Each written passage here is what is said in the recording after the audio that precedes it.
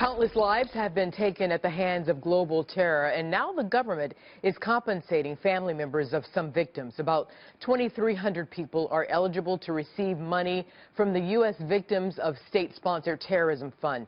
Those checks due to be mailed out in the coming weeks, with payments ranging between $100,000 and $2 million. Joining me now to share their stories, Edith Bartley, whose father and brother were killed when the U.S. Embassy in Nairobi was bombed by al-Qaeda in 1998. Kathy Votaw, her father, died in the U.S. Embassy bombing in Beirut back in 1983. And Stuart Neuberger is here as well. He's an attorney representing hundreds of families eligible for federal compensation. I'm so happy to have all of you. Edith, I want to start with you. Imagining this is a bittersweet moment. Has this dredged up a flood of emotions for you? We're just so appreciative to Congress, to the Department of Justice, to so many congressional staff that worked on this legislation, particularly Chairman Goodlatte and Chairman Grassley of the House and Senate Judiciary Committees, respectively, and their ranking members, Senator Schumer and Senator Conyers.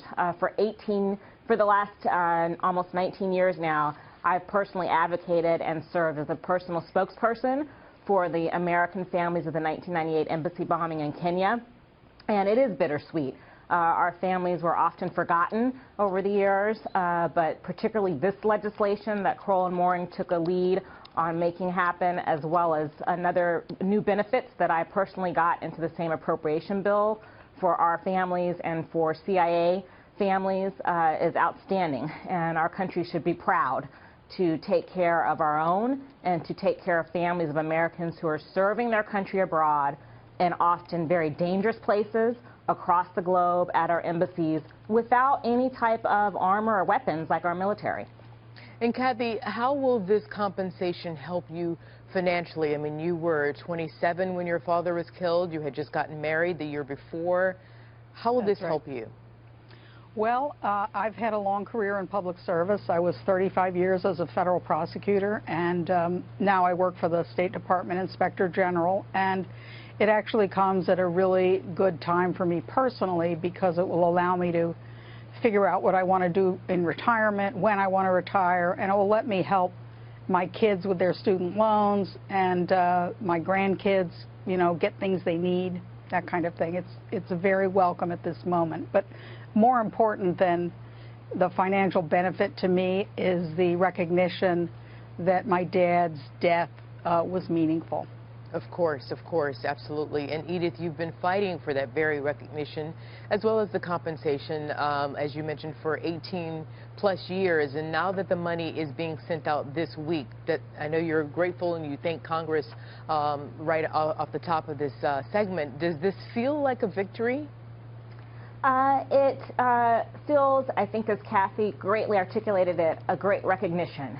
We want to ensure that our family members are not forgotten. The bombing in Kenya in particular was the precursor to 9/11. Most Americans forget about that. It was half a world away, but it was simultaneous bombings, Kenya and Tanzania. And what Americans should be so proud of is that this legislation and the other benefits that I personally took a lead on getting into law are going to help so many people dating back retroactively to 1983, families who've been forgotten. And so it's really about remembering our history, not forgetting those who have served, because we are living in these times where things like this will happen again. Mr. Neuberger, I want to bring you in now. How have you been helping these families along the way? Well, thank you. Well, both Edith and Kathy and their families have been clients of my firm for some time, along with hundreds of other people who were employed at U.S. embassies around the world. As a person who used to work in the U.S. government as a U.S. attorney and represented the State Department and others, I took a particular interest in trying to help folks who've been killed and injured and their families in attacks on U.S. embassies. For the last 20 years, Congress has allowed Americans and those who work for the U.S. government to sue countries that are state sponsors of terrorism, such as Iran, Libya, Sudan, and others.